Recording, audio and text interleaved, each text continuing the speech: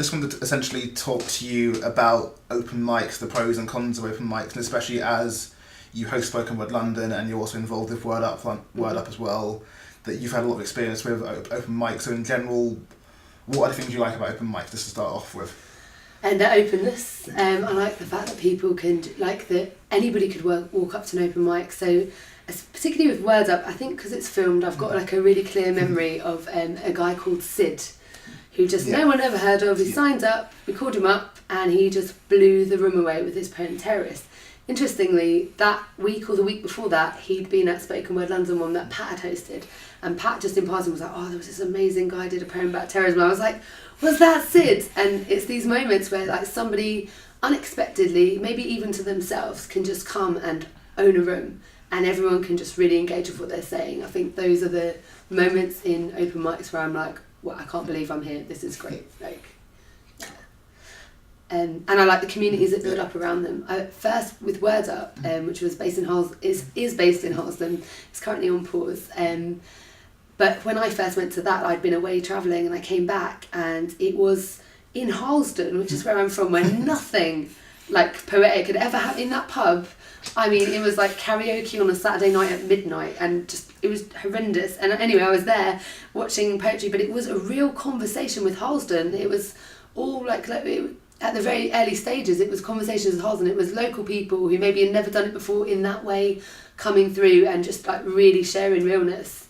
And then the community that built up around that then was independent, and then loads of other poets came and joined it as well. So it sort of got amalgamated into the London scene. But initially it was something very special, and it's not lost that heart. In the same way that Spoken Word London in some ways is like I would say more of a queer space, but that's it. But I always thought when I first went to it that it was a space where like more sort of like heterosexual sort of cis normative people, I guess, could come and interact with queer people, and it was a safe space for that interaction. So yeah, I think the interactions that happen at open mics probably is pro. And as someone that hosts a couple of open mic nights, so in Spoken Word and Word Up, how do you feel about hosting them? Like, how much of that is the host being a part of the night? How much of that is facilitating the night for you? For me, it's about facilitating the night. It's not the Hannah show. As much as I'd like it now, I wouldn't like it to be that. For me, I'm really like grateful that I've had some really inspiring people to sort of emulate in some senses. Like, it took me a long time to stop trying to be Pat Cash at Spoken Word London. I think I honour the thing that Pat was trying to achieve, that Pat achieves when he hosts it. And also Charlie at Word Up as well. I mean, I try not to make the awkward comments afterwards.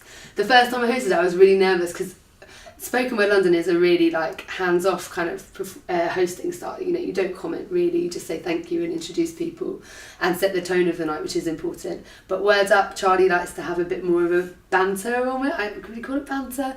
And so I was really worried about that when I first hosted Word Up for him, and he was like, I'll write you some jokes if you like. And I was like, that's a great joke, I'll say that. I'll be like, Charlie offered to write me jokes.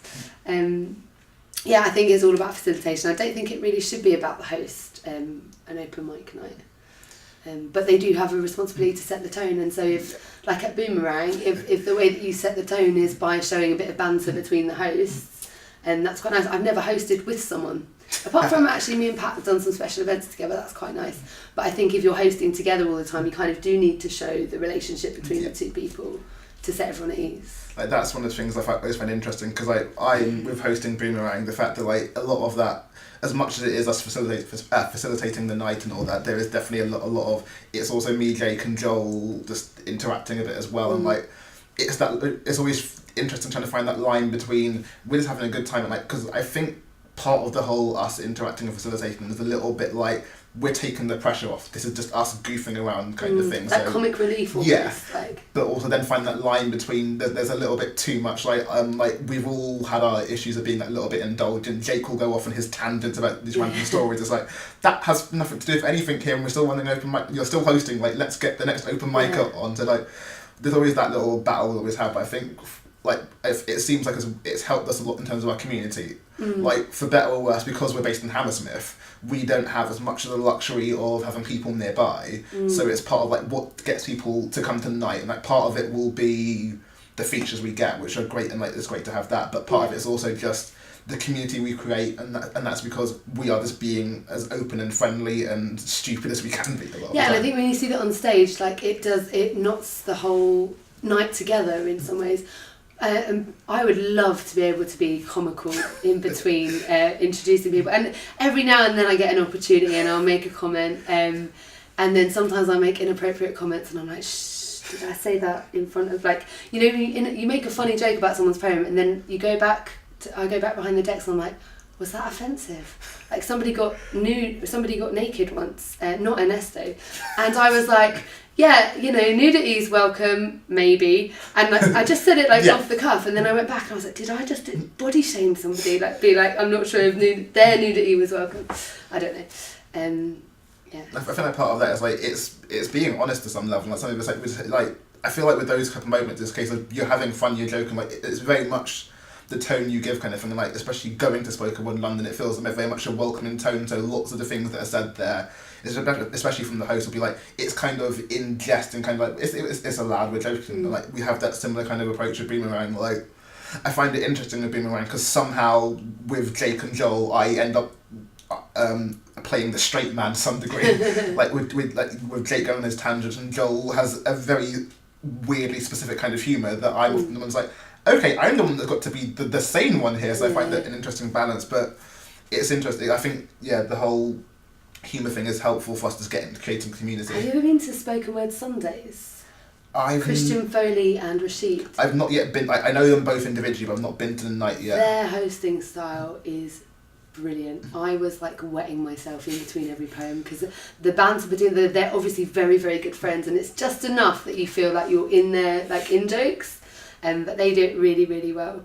What if you don't mind me moving on, I was just wondering, like, so I feel like I do low-key hosting, but there are times where the host really does have to manage the night. Like, for example, if something goes wrong, like if somebody has an emotional meltdown on stage, or if somebody says something massively inappropriate, or if somebody says something about somebody in the room, like that's where the host really needs to kind of show that they're not in charge of the night, but like take control and give the audience a way of kind of processing what's just happened if something bizarre happens. What's been your biggest challenge? Have you ever had a moment like that? And what's been your biggest challenge dealing with that? In terms of ever having a moment like that, the main one that stands out to me once, there was one night when we had someone go sign up for the open mic and they'd forgot their poem, but it's like, I've got my 5 minutes, I'm still going to talk. And like, I was there. Did you put a unicorn horn on? I think something like that. He just talked for 5 minutes, and like it was talking about a breakup he'd just had, and it's just a little... being really offensive about the girl. Yeah, and it's just like, I don't want... And it's like, it's the case, like, I can tell how raw and how real these emotions are, but also it's like, this doesn't feel like the place. And I think we ended up calling time early for that one. But like, in general, like, I'm never sure exactly how to work this, because like, some of it, I think what we try and do, especially for Boomerang, is we'll be upfront at the start of the night saying this is what we accept and don't accept. And then it's then a question of hopefully that people are understanding enough and they know enough not to cross those lines.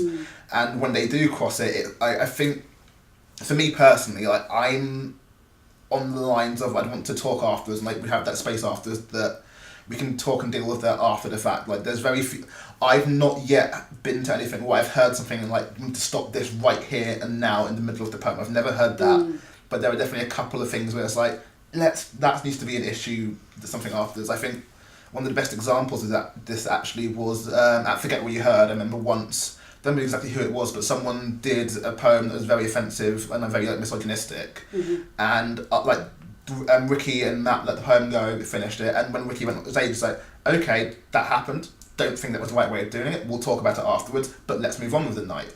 And that kind of acknowledgement of, we know something happened here, we're going to let you have your time because it's open mic, and it seemed like as much as you were being misogynistic, it felt like ignorance rather than attack. So in that, especially because a lot of them feel more ignorant than anything else. Like if it's ignorance, that's the it's thing. like, It's not, the intention isn't negative. It's often just misguided enunciation of whatever it is they're saying. Because I think it's all on that line of how open can an open mic be and how much are you censoring and not censoring, and that's always an interesting balance I always try to figure out. I was at that boomerang that you were talking about, and actually I think Joel mentioned this in his conversation with Antonia, of the guy who got up and he was obviously very emotionally engaged in getting through this. And as someone who's got through a breakup on stage by writing poems, I really felt for the guy, and I don't know how you could have handled that better at Boomerang, but I was thinking in my head, like, I wish that had been at Spoken Word London, because at Spoken Word London he wouldn't have been able to talk that long because the 5 minutes would have been up, and then somebody would have come on after him, and then I think I would have sought him out privately, and because VFD is a dark space, I could have quickly got him and spoken to him, whereas at Boomerang it was very lit up, and he could see the audience. I think Dean Atta was in the room, there was an audible... Yeah. He started calling his ex-girlfriend a very derogatory word. That was really awkward. I mean, nothing like that has happened at Spoken Word London. It's all quite emotive, but generally, people can survive the 5 minutes, and then if they need to be talked to afterwards. But we did have one, and it's the only time I've ever seen this at any open mic night. We had a comedian, because we get comedians at Spoken Word London, which I think is one of its merits. We had a comedian, and he was just a really bad comedian. I don't think he was intentionally being horrible, but in his ignorance he was causing harm. He got up and did a transphobic poem where it was just a list of all sort of new to our lexicon of different gendered terms like cis and trans, male to female, and it was really awful. And everyone was like, what's going on? And I was thinking, do I intervene? What do I do? And I was watching the time, and I did cut him off, I think, a minute early, because he started saying, where are all my black people at? And then there was a girl sitting on the floor behind him, and he was like, oh, I like girls, I want to fuck girls, I want to fuck you, and got in her face. Sorry, I shouldn't have sworn. Yeah, fine, it's fine. Got right in her face, and then went, oh no, not you. And then that was when I rang the bell, and then I went back onto the mic, and I was like, okay, at the beginning I said we need to respect our performers, but can the readers also remember to respect the audience? And I turned to the girl and was like, are you okay? And she was like, yeah, she's fine. And then I was like, okay, I'm not going to ruin the night. Introduced the next person, who was Antonia Jade King. Yeah. And it was almost a break, so I thought I'll go and talk to him. Antonia came up, and she was just like, I don't know what you were talking about. I'm going to do my poem, and then I'm going to come and talk to you. And I was like, oh God. She did her poem, we went to the break, and by the time I found the comedian, by the time I got near to where he was, Antonio had already spoken to me and he left.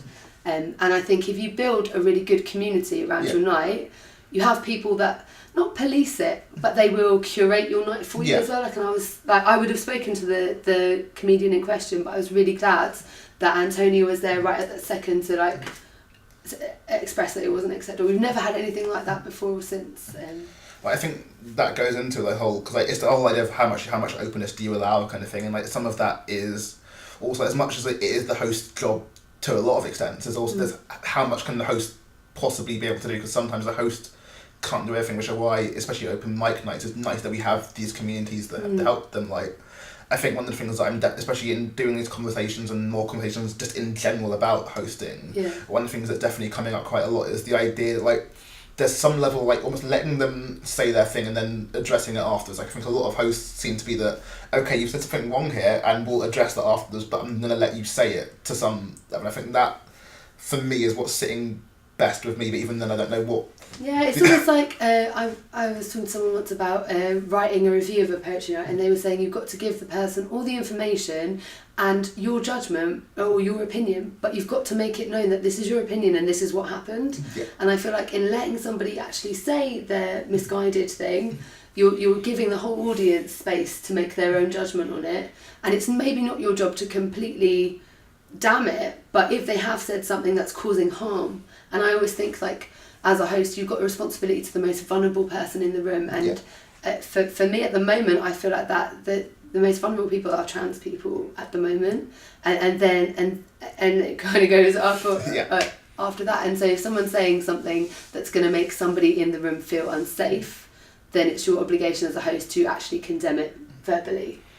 And okay, so to end this on a more positive note, as much as that those can be some of the downsides, some of the challenges you face. By that same token, though, the openness gets in so many people that don't often have a voice, don't often find a voice, and that's one of the things I love about it. Like, as you mentioned to Pat, I have no idea when I'm actually going to Pat of these episodes. This episode might be before Pat's one or after, but the point is, one of the things you're mentioning is like spoken word London seems to get lots of people that will just like bare their soul to some degree, and it's just like it's just all acceptable and fine, and like that's one of the things I love about open mics, and like going to different open mics, you get that a lot. You get a lot of people that's like, I'm going to try this out now, and like I feel feeling comfortable there. Like at like spoken word London, the fact that it seems to be, especially more than other nights, a lot more LGBTQ friendly, and like it feels like it's like you can have your stories here.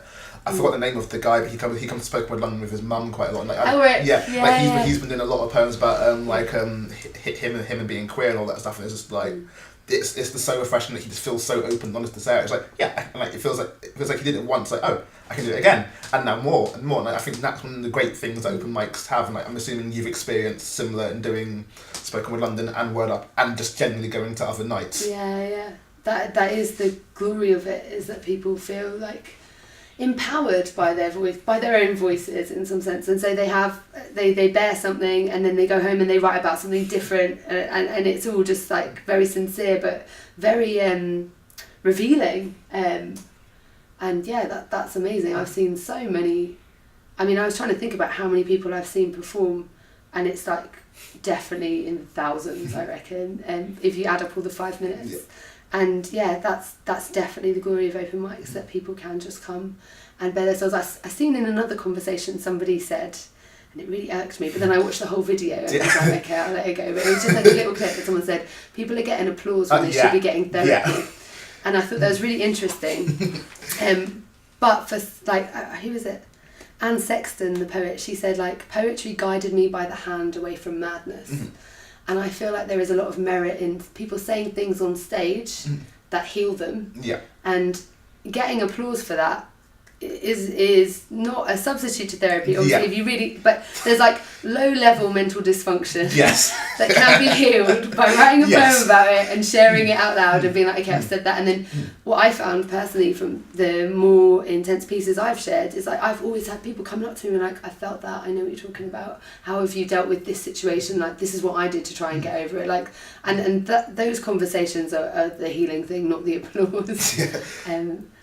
But yeah, I think that's really interesting. Where is that line between sharing and oversharing? Yeah. But I don't think anybody has the intention ever, well, no one that I've seen has the intention to be self-indulgent or to use poetry instead of therapy. No, like that'll be a different conversation with different. Like, there's definitely a feeling in slams that I need to do the most painful thing ever. Yeah. But open mics seem to be like, again, I think the whole good of open mics, that open mics, because they don't have that competitive nature, slams feel like it's that my trauma trumps your trauma. It seems more divisive in a slam. Like, I don't know if it was you, maybe it was you actually, a long time ago I was talking to you about a slam, and I think you said, or somebody I witnessed 3 different pieces about rape. That was me, yeah. And it's like, are we judging the fact that these 3 women have been raped, you know, as part of the slam, and like, that's really dangerous territory. Like, when you make it competitive. It's interesting. Yeah, like open mics seem to be everyone's on a fair thing and doesn't feel like you have to go for the worst trauma ever, which is why you can get someone that will do a poem about how it struggles to be LGBT, but you also have someone that does a poem just about their dog or a flower or something like that, and I think that's one of the beauties of open mics. Yeah, I think, sorry, just to add to that, like Tim Kiley, he said this one, actually when we were being filmed for your slam documentary, he said the worst poetry is somebody who's been through trauma and they're so precious about their experience that it's almost like, woe is me, I'm the victim, and they can't see beyond it. Yeah. And I feel like that's maybe the negative, that's the downward spiral of like sharing trauma. That's where you can go with it, where you think that you're not you think, but your poetry suggests that you think that you're the only person that's ever suffered in that way. And luckily at open mics, when you hear people do it well, like when they talk about, this really shit thing happened to me, like Rachel Namakura is how much, like this really shit thing happened to me, but look how eloquent and amazing I can take this experience and make it something more profound. And I think that's the most successful personal pieces do that. Cool. Awesome conversation.